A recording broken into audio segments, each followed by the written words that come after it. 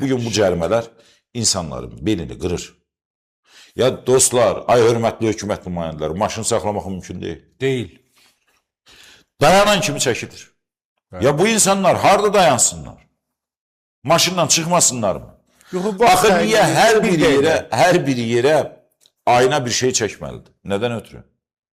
Nədən ötürü çəkməlidir? Niyə?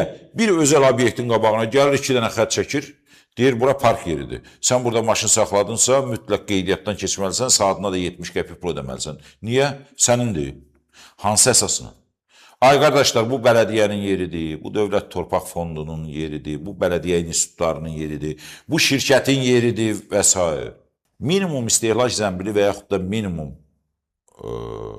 əmək haqqı cərimələrin göstəricisi olmalıdır. Sən 400 manat müəyyən edib minimum 200 manat cərimə ola bilməzsən. Bu adam acından ölsün.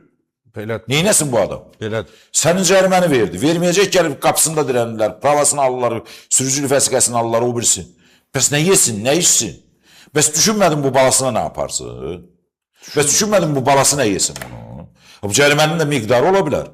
Bir park etməyi pozmaq qaydasına görə 20 manat da cərim ola bilər.